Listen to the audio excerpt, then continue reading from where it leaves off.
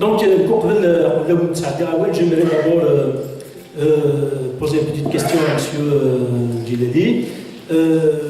Concernant Mouatana, apparemment, il vient, donc, Djiledi vient de rendre public un communiqué qui dit que Djiledi rend le mandat de Mouatana. Justement, pourquoi avoir choisi ce moment pour justement rendre le mandat? Est-ce que vous allez continuer à militer dans le cadre de Mouatana ou alors vous allez renoncer? Et comment vous voyez la suite de ce mouvement?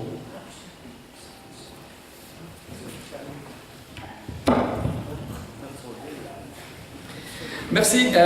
Simouloud a trouvé, vous allez peut-être rire, mais la belle transition.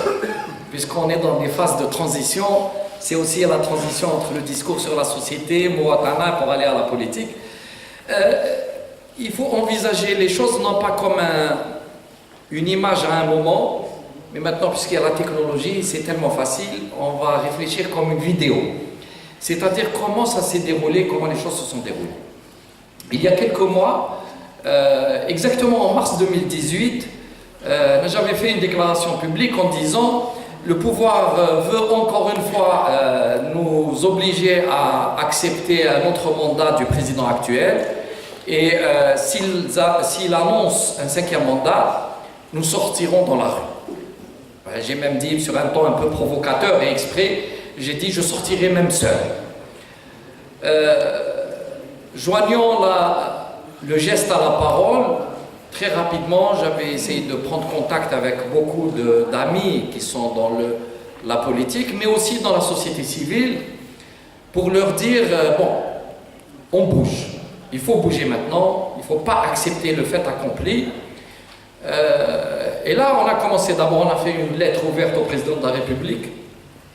C'était au mois de mai, avec beaucoup de personnalités de la société civile, dont Yasmina Khadra, l'écrivain, Madame Fatiha Ben Abou, constitutionnaliste reconnue, Nasser Djabi, sociologue, quelques anciennes personnalités politiques comme Ahmed Ben Bitour, il y avait aussi donc, Zoubida Assoul de l'UCP, etc. Et on s'est dit, on a dit dans cette lettre au président de la République, il ne faut surtout pas vous présenter car vous aurez dépassé toutes les limites et vous assumerez seul les conséquences. Cette lettre a été publique et vous pouvez la voir. Et puis directement dans le sillage de cette lettre, on a dit, bon, les partis politiques sont dans une situation un peu compliquée, on n'arrive pas à assumer la position un peu radicale, puisqu'on nous reprochait une forme de radicalisme, mais que la société civile devait bouger. Et on ne voyait pas la société civile aussi atomisée. Donc on s'est dit, mettons la main dans la main et on va faire bouger, secouer le cocotier. Donc on a constitué Mouatana et le mot Mouatana vient de Mouatana, la citoyenneté, puisque c'était ainsi qu'on l'avait dénommé, citoyenneté, démocratie, puisqu'il fallait faire bouger les citoyens dans l'esprit qu'ils récupèrent leur citoyenneté. Nous avions fait une charte de valeurs, donc qui parlait des valeurs universelles de la citoyenneté, mais qui ne parlait pas de programme politique, puisque notre espoir était de réunir un maximum de partis politiques, et on s'est dit immédiatement, on va aller sur le terrain. Donc dès le mois d'août, on est sorti la place des Martyrs à Alger. On était un petit groupe et on a provoqué le pouvoir. Bon, on a été tout de suite embarqué au commissariat, etc. Vous connaissez les détails. Puis on a dit, bon, vous ne voulez pas la capitale, mais on va le faire à l'intérieur du pays. On va ébranler un peu, demander du courage aux gens et on va bouger. On est parti à Constantine.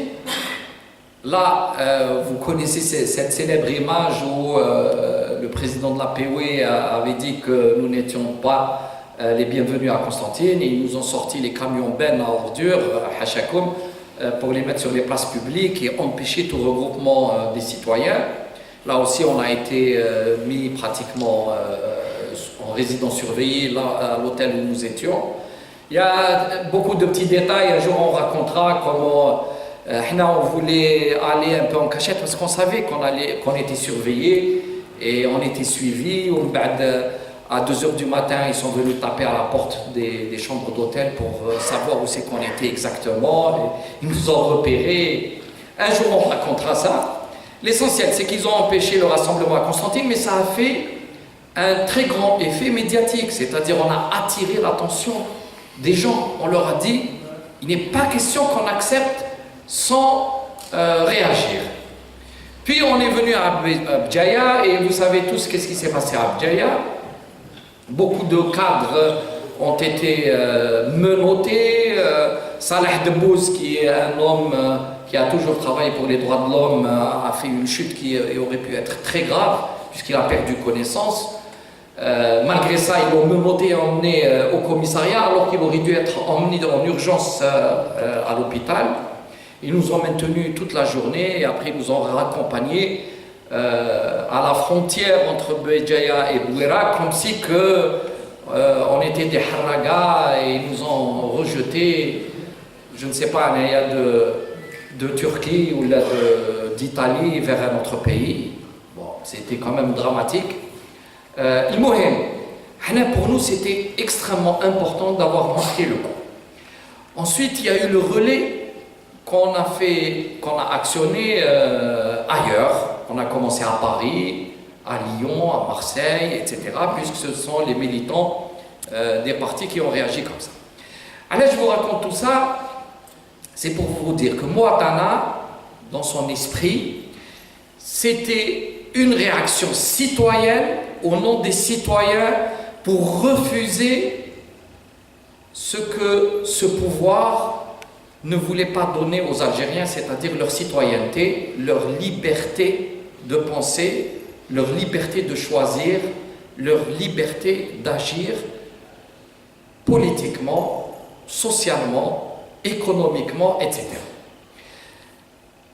Puis arrive le mois de février et la réaction après le 10 février, dès l'annonce du 5e mandat, partout les Algériens ont commencé à réagir et ça a pris une ampleur incroyable. Donc si on avait symboliquement essayé de bouger, mais il faut reconnaître que ce n'est pas nous qui avions organisé ces mouvements-là. Les Algériens ont décidé de sortir, et chacun de son point de vue. Ce n'était pas le point de vue de Moatana en tant que tel, et chacun a décidé de réagir, chacun s'est pris en charge. Bon, il y a eu un épisode juste avant, où quand des candidats ont commencé à se préparer pour aller à l'élection avant l'annonce du 5e mandat, comme Moatana était constitué de plusieurs courants politiques, certains ont décidé et choisi d'aller soutenir X ou Y. Mais à Moatana, on a dit non, Moatana n'est pas un comité de soutien, Moatana défend les droits de tous les citoyens, Moatana n'a pas à s'aligner sur X ou Y. Demain, il peut y avoir 3-4 candidats démocrates. Pourquoi Moatana choisit l'un contre les autres? Puisque ce qui nous réunit, c'est nous avons choisi la citoyenneté. Mais une fois qu'on a dit ça, et une fois que le mouvement citoyen s'est pris en charge, le mouvement citoyen n'a plus besoin de partis politiques pour défendre la citoyenneté. Les partis politiques sont citoyens, défendent leur programme, mais ne peuvent pas monopoliser la citoyenneté. Donc à partir de ce moment, moi j'ai tiré la conclusion. Je ne peux pas être en même temps président d'un parti politique qui va maintenant défendre son programme parce que les choses sont en train de changer, et en même temps dire, moi, je maîtrise la citoyenneté et Moatana est à moi. Non, moi je ne suis plus qu'un citoyen parmi d'autres. Et le 22 février, le 24 février, le 1er mars, le 8 mars, le 15 mars, le 22 mars et le 29 mars, je n'étais qu'un citoyen parmi mes concitoyens. J'ai marché avec eux sans slogan, sans le nom du parti politique. Mais maintenant que les Algériens ont récupéré leur citoyenneté, je ne me suis même pas donné le droit de dire Mouatana. Parce que ça serait une tentative de récupérer ce qui ne m'appartient pas. Ce que nous voulions, c'était que les citoyens se décident et disent « Nous construisons un état de droit, nous construisons une démocratie et à ce titre, n'importe quel citoyen qui a un programme, qui a une vision, qui a un projet de société, il a le droit de le défendre. » Ceux qui étaient là et ceux qui vont être là, parmi vous, parmi les gens de la nouvelle génération, tous ceux qui ont envie maintenant d'être des hommes politiques ont le droit. Et nous devons tous démarrer sur cette base-là. Je n'ai pas d'ancienneté, je n'ai pas de légitimité du passé, je ne suis pas un ancien moudjahid de la démocratie. Chacun a fait ce qu'il voulait, ce que sa conscience lui a dicté. Je n'attendais pas d'être payé. Maintenant que l'Algérien se prend en charge, c'est mon droit de faire de la politique comme n'importe quel citoyen et de défendre mon projet. Et donc j'étais en devoir de dire je ne dirige pas Mouatana maintenant, j'étais le coordinateur national. Pour nous, Mouatana a accompli son devoir, les choses se sont réalisées, c'est aux citoyens de la prendre en charge, ce qu'ils souhaitent, et ce n'est pas à moi de convoquer l'Assemblée et de dire à qui je dois remettre les clés de Mouatana. Si Mouatana doit vivre, se développer, c'est à ceux qui voudront la prendre en charge. Donc voilà, par éthique, par sens d'engagement que nous avons pris, pour que je sois libre dans mes positions politiques, j'ai libéré Mouatana de Djil Djedid. Donc voilà la réponse pourquoi, en ce moment-là, quand les Algériens se sont réappropriés leur citoyenneté, je n'avais plus besoin d'être avocat de la citoyenneté, elle leur appartient et je suis l'un parmi eux. Voilà.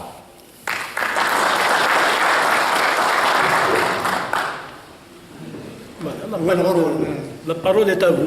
Donc,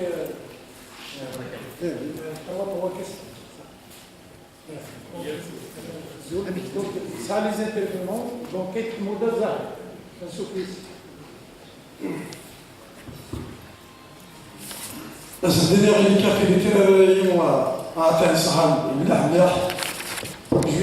suis fier de la région Sahel qui était avant-garde depuis 8 mai 45 à ce jour. Malheureusement, 8 mai 45, il est récupéré par Al-Abbas.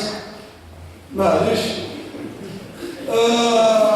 Toujours la région du Sahel, il était avant-garde. Je suis fier de voir Djilali Sofiane en face. M. Djilali Sofiane, et ça m'a fait aussi, ça fait 200 km de chemin dans le verre.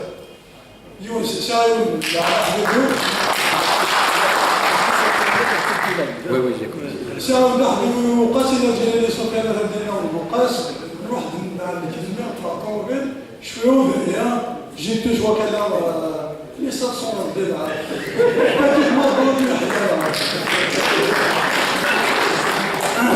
posez-moi la question c'est vrai pas ce qui fait le titre سامحك يا مسنا ملاحة جلالة سفيان en 89 في partenaire Djadi. Non.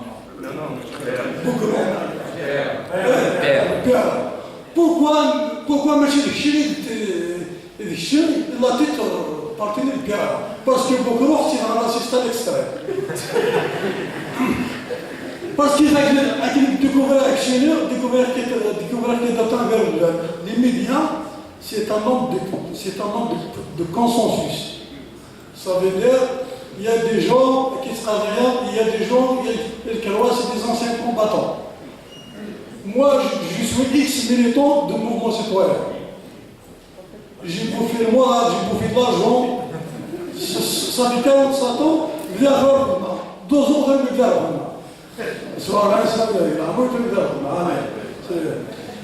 poser la question, deuxième question, monsieur Djilali Sofiane, ça veut dire il y a des acquis, mais il y en a qui, par exemple, le 5e mandat, c'est terminé, mais pas encore. Mais jusqu'aujourd'hui, il n'y a pas des acquis concrets. Troisième question, mais ça me rate. Troisième question, je suis fier d'avoir des drapeaux méditerranéens, il y a des gens qui quittent le drapeau ailleurs. C'est maintenant, c'est des coutumes et les traditions, c'est des Algériens. Voilà, M. Djilali, le mouvement le 22 février, ils ont récupéré ce qu'on appelle l'élite et le patrimoine algérien. Nourban au Torah, ils ont récupéré l'élite. Mais vraiment, l'élite qu'on doit, ce n'est pas comme les autres. Il y a des gens islamistes à l'extrême, il y a des gens syndicats à l'extrême, il y a des gens de charia à l'extrême, et j'ai vu جانا نتناول من زروال المرحله الانتقاليه. يا زروال c'est un général, il était président وبعد نتناول المرحله الانتقاليه قال يكونيز لي جون مازال تقرر ولا يكونيز لي جون. Vous l'avez au Pouiz, c'est vrai, en 62, parce que le ministère il y a des حركات يقول لك شحال تحيا الجزائر تحيا الجزائر. Il y a des gens, des choses principales de la nation, c'est la justice. Il faut qu'il y ait la justice. Même la justice, c'est des messagers qui ont quelque chose à la parole.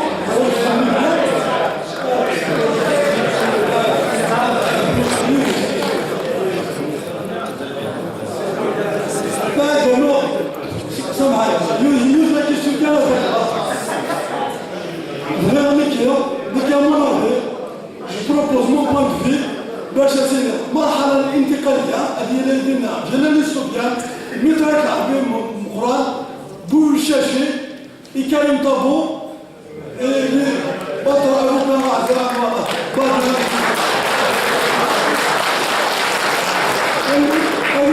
المجلس التاسيسي المجلس التاسيسي ديالنا عيد حمد الحسين en 63, c'est pas jamais comme Dussour, ما دستور ميزان تقولين في ميزان كان تواز من حاجة جرو الوكاز ماس جرو ماج الجرو عامروش في الحواس يكيري بالقاسم اتفاقيون نضموا التحقيق على الاتفاقيون هذيك الساعة.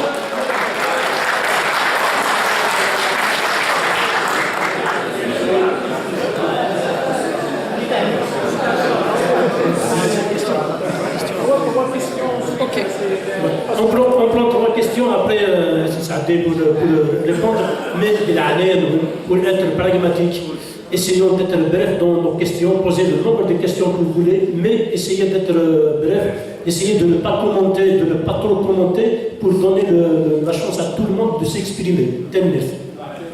Donc ça, ensuite, quartier général. Donc voilà,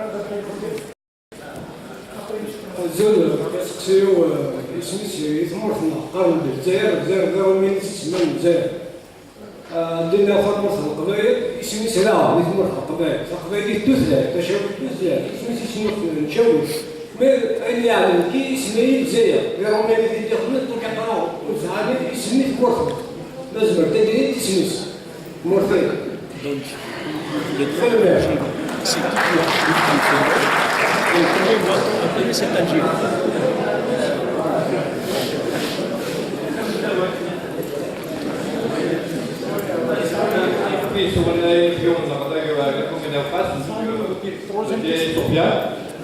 Je vais être brièvement.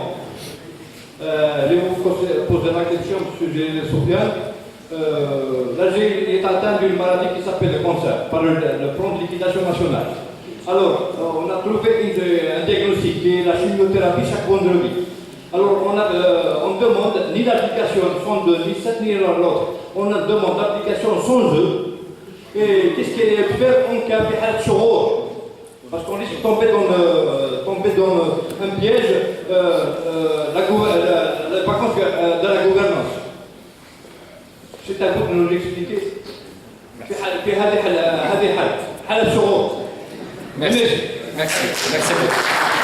Merci.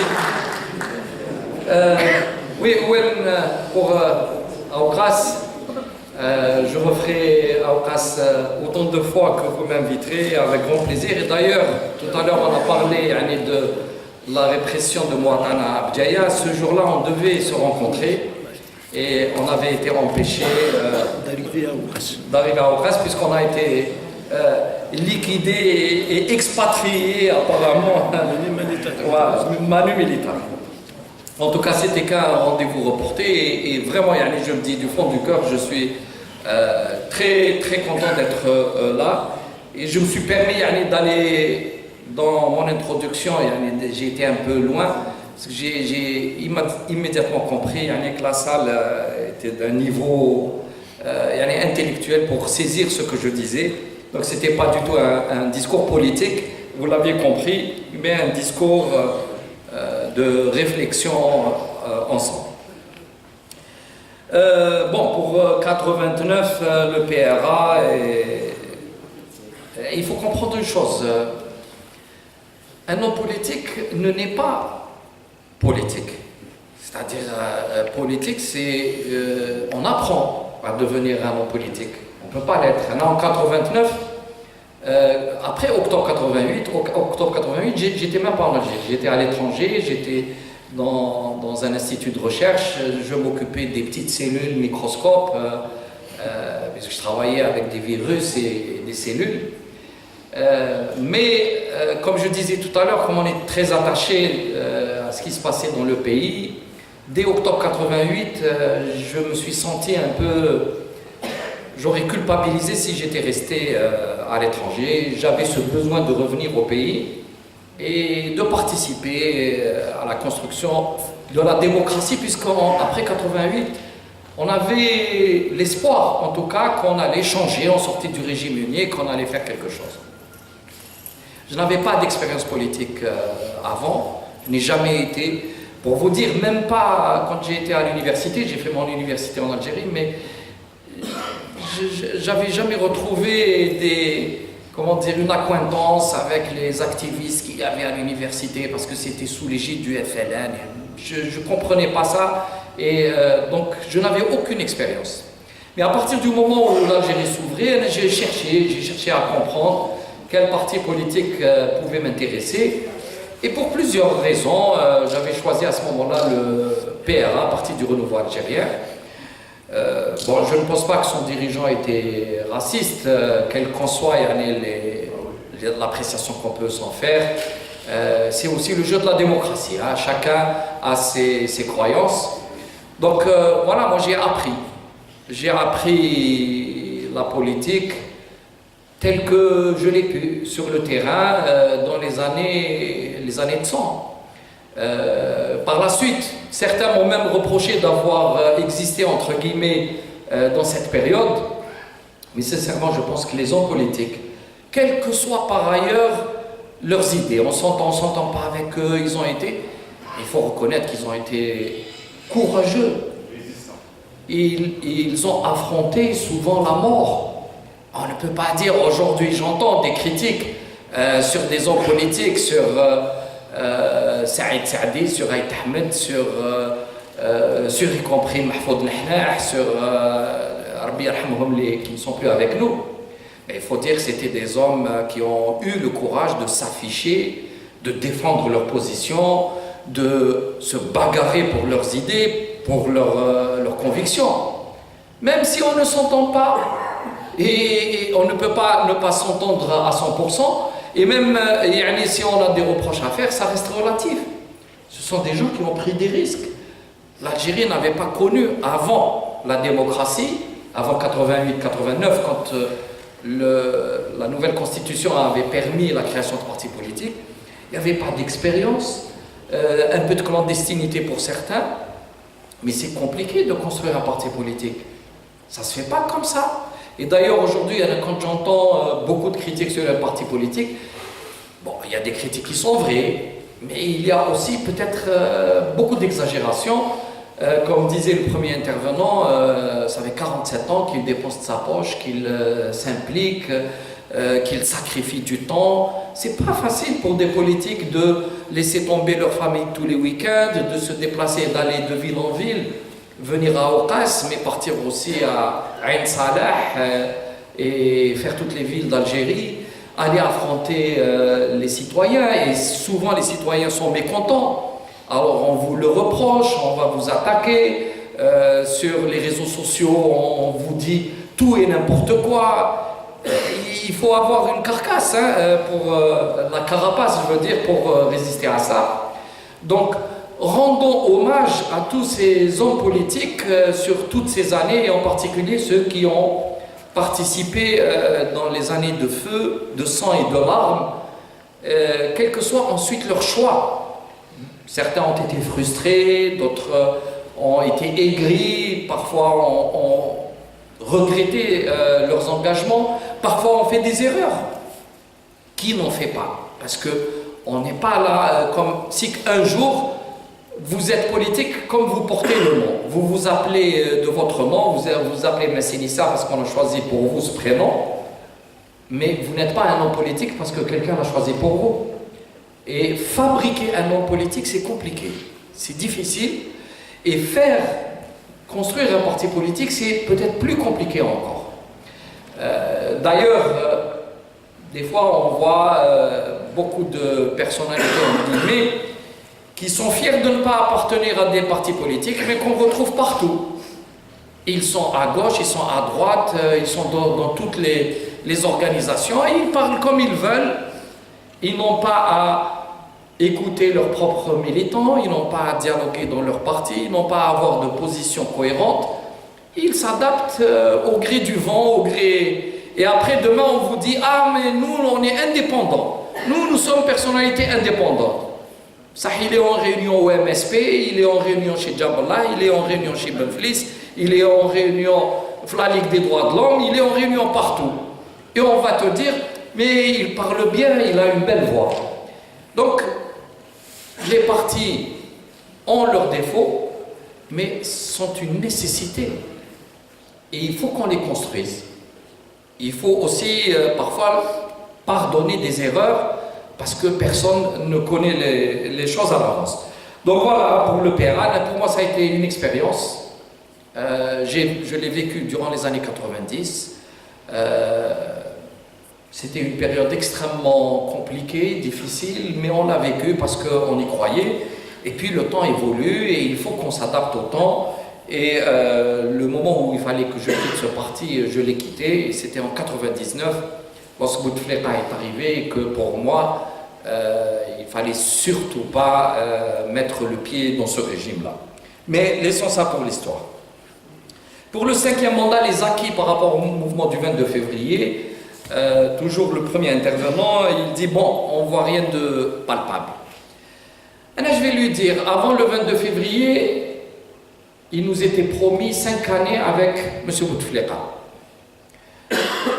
À partir du mouvement du 22 février, ou du 16 février à Kharrata, et puis Bourd Bouaririj, Djidjel, Sidi Bel Abbas et autres, puisque le mouvement était national. Et la capitale, il y a dans la capitale, par la force des choses, elle représente toute l'Algérie, parce que de toute l'Algérie, il y a des Algérois maintenant. Les Algérois, ce ne sont pas les originaires d'Alger, mais c'est cosmopolite, c'est toute l'Algérie qui est à Alger, et c'est une capitale de tous les Algériens. À partir du 22 février, le 5e mandat est tombé. Puis on est venu nous dire, écoutez, puisque vous avez refusé le 5e mandat, et vous ne voulez plus des mêmes figures, on va vous enlever Ouyahia. C'est le cadeau qu'on nous a donné. on vous enlève Yahya et le gouvernement. On a enlevé le 5e mandat, mais bon, on va faire quand même un 4e mandat prolongé. Et bien, grâce aux marches, il n'y a plus de 4e mandat prolongé. Après, on nous a dit, écoutez, on ne va pas faire très longtemps, mais on va faire une conférence nationale et on va tout vous donner. Une commission indépendante, d'ailleurs, Derbel, on le fout dehors, il ne fait plus l'affaire. On vous donne la commission indépendante pour contrôler les élections, on vous fait une conférence nationale, on vous ramène l'Akhdar al-Ibrahimi et tout ce que vous voulez, une nouvelle constitution, la deuxième république, d'accord, on reste. Ben, les marches du 1er mars, du 29, du 8 mars, etc., il n'y a plus possibilité d'une prolongation, il n'y a plus la conférence nationale. On a dit, le 28 c'est le 28, le 28 avril c'est fini. Ils n'ont pas voulu répondre, mais ça a poussé l'armée à se désengager. Monsieur Gaït Salah est sorti pour nous dire on va appliquer le 102. Le 102, c'est une reconnaissance que le pouvoir n'est plus légitime. Et donc le pouvoir est fini. Symboliquement, il est terminé. Donc les marches citoyennes ont déjà gagné énormément. Il n'y a plus de 5e, il n'y a plus de 4e prolongé, il n'y a plus de conférence nationale trafiquée, il n'y a plus de nouvelle constitution fabriquée par ces gens-là, et il n'y a plus du président de la République à partir du 28 avril ou plus tard, et peut-être avant. Il reste maintenant la continuité du 102. Et là aussi, pas plus tard qu'hier, les Algériens ont dit pas de 102. Et il n'y aura pas de 102. Et il n'y aura pas de Ben Salah. Puisque le principal slogan c'était Bouteflika رايح رايح دي معاك قايد صالح وما تنساش بن صالح وحنا نديرو الراجل الصالح. Mais donc c'est magnifique. Cet aller-retour entre un pouvoir qui ne veut pas partir, où le peuple gagne à chaque fois un pas nouveau. C'est que la victoire est là, elle va venir. N'ayez pas de crainte, n'ayez pas de doute.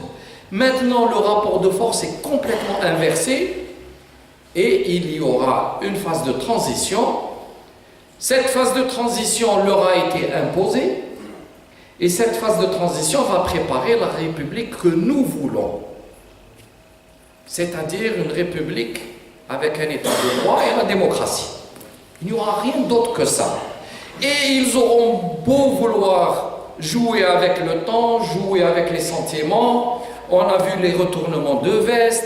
On a vu ceux qui, hier, disaient vive le 5e mandat et qui demandent aujourd'hui au président de démissionner.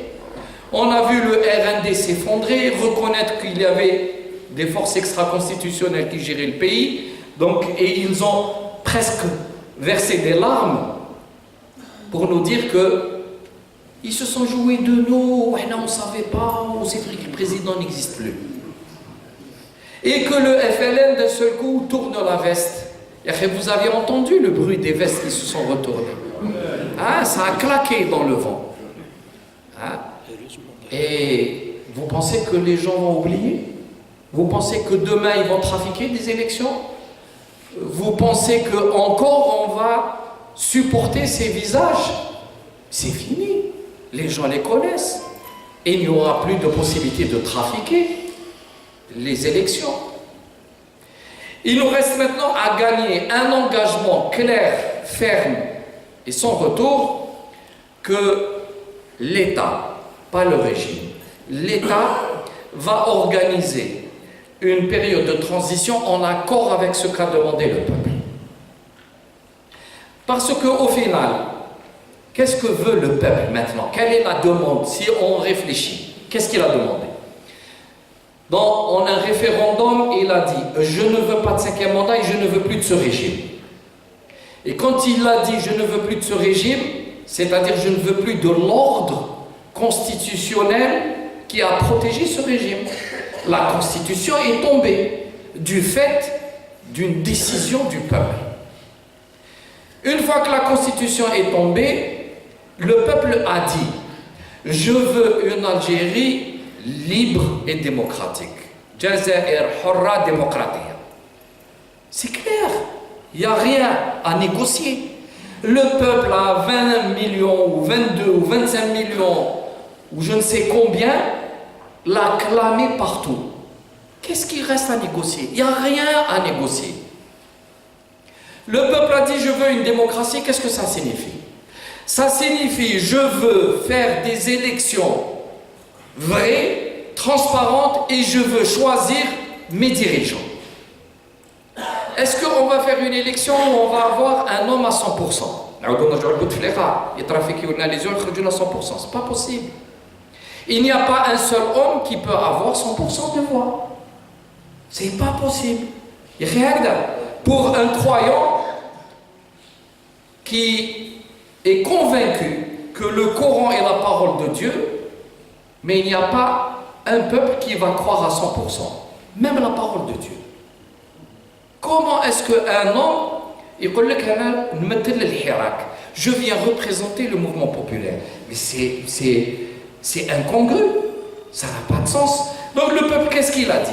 Moi, peuple, je veux une nouvelle république, de nouvelles règles pour que j'exprime ma souveraineté et je choisis librement mes représentants. Le président de la République, mes députés, mes sénateurs, mes présidents d'APC. Je veux une nouvelle organisation dans le pays. Je ne veux plus de cette centralisation qui nous étouffe. Je veux qu'il y ait mes droits garantis, mes libertés. Je veux être un citoyen au sens plein du terme. Je veux être actionnaire de mon pays. Je ne veux pas être un sujet rejeté que vous utilisez comme vous voulez. Je veux participer à la vie publique. Voilà ce qu'a décidé le peuple.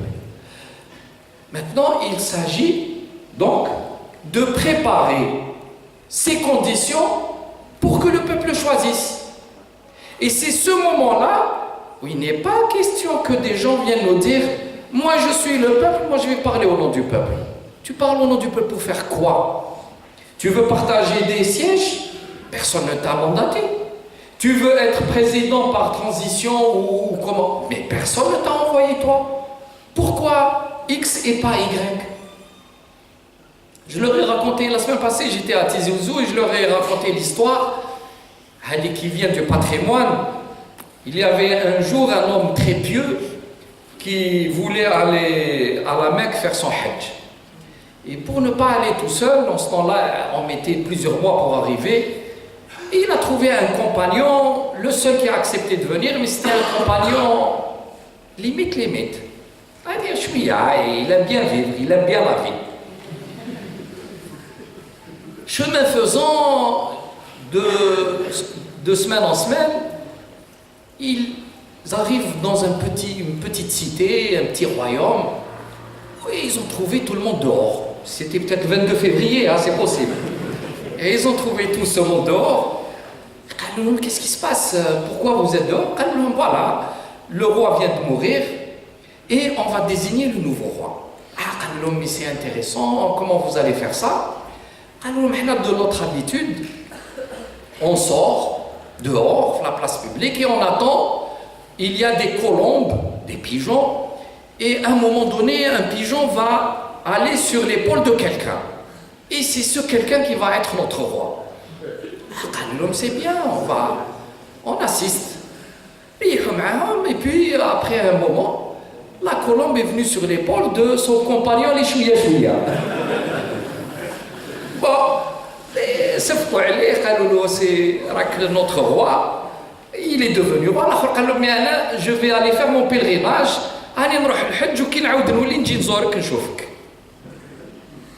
Plusieurs mois après, il a accompli son devoir religieux. صاحب الدعوة تبدلت. الناس البرا تسهر والدعوة خالوطة. حلهم كاع البيبان. قال له كيفاش؟ قال له روح نشوفوا هذا حبيبي. Il a été voir, قال له qu'est-ce qui se passe هنا؟ Normalement, il y a des règles, c'est une société. وانت راك دخلنا لهنا لا ديبوش. قال له ما حشمتش ما خفتش يعني. قال له شوف هذا اللي تامن به لو كان حب الخير الجماعه هادو كان يبعث لهم الحمامه على كتفك انت.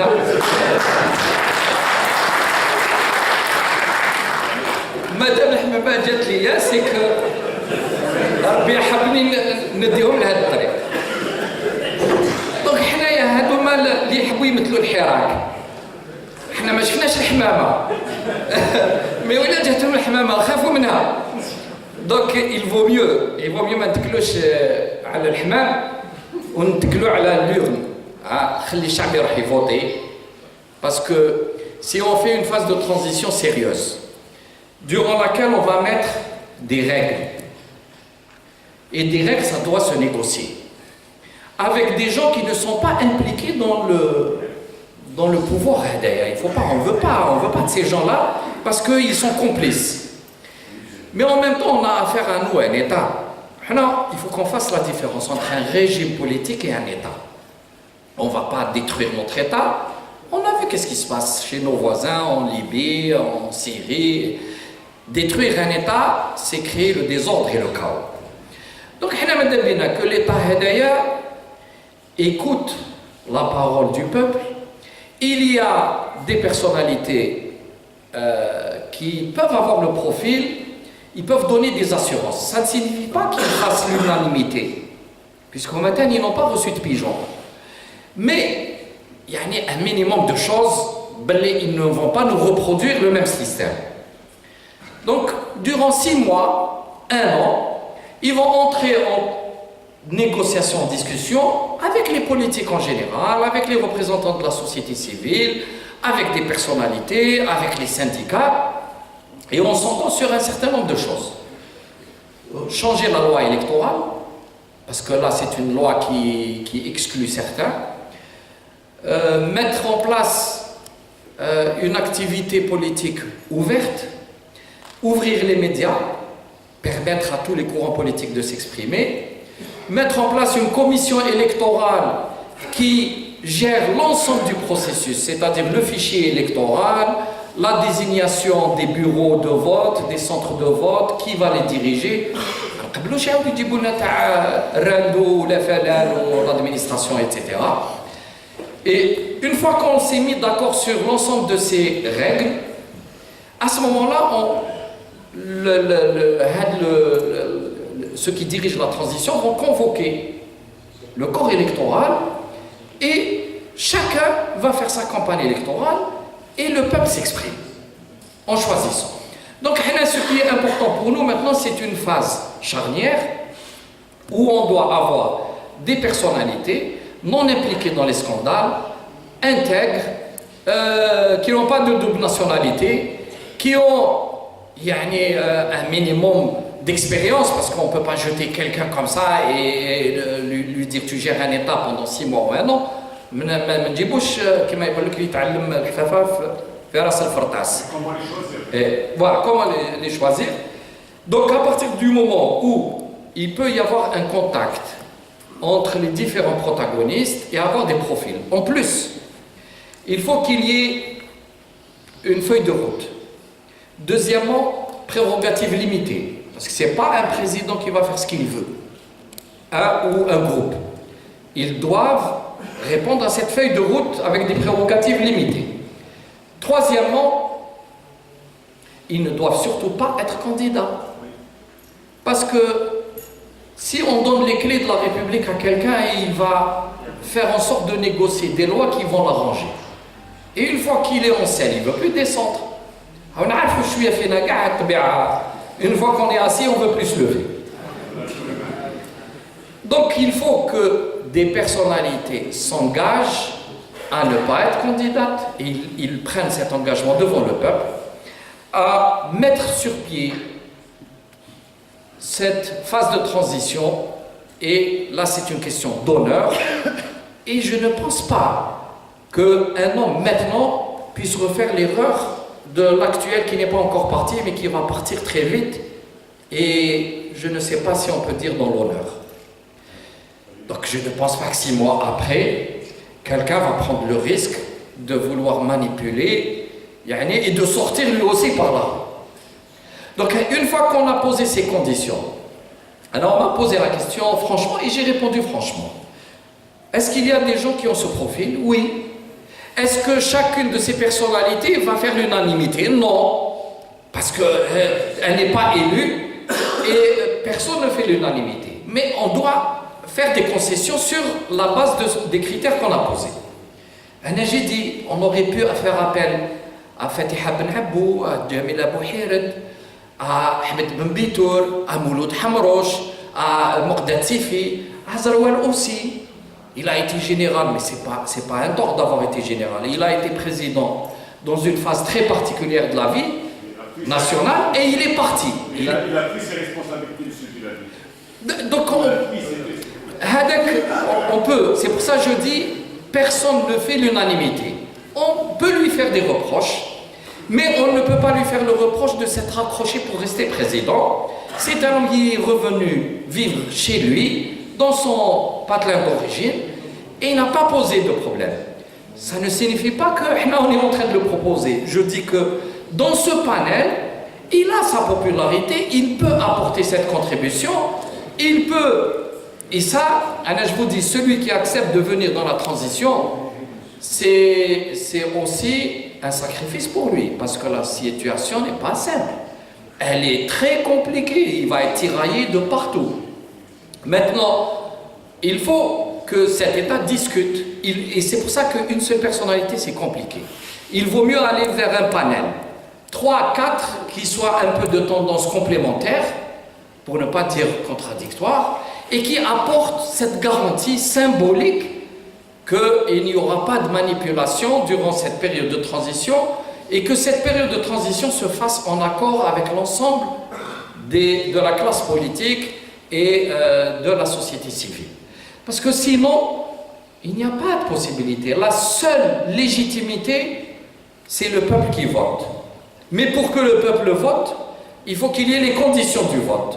Pour qu'il y ait ces conditions de vote, il faut qu'il y ait une phase de transition.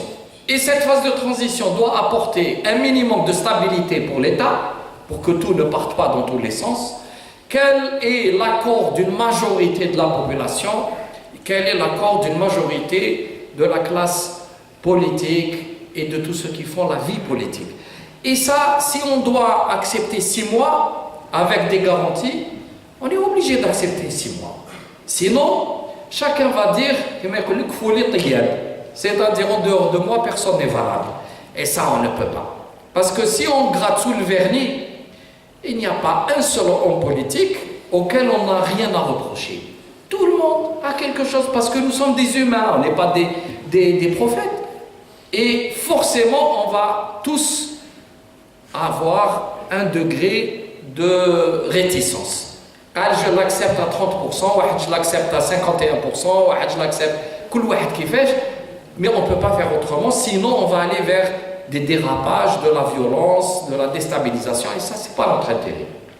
Donc, voilà un peu le cap sur lequel il me semble qu'on doit aller. J'essaie de répondre un peu tout à la fois. Pour la justice,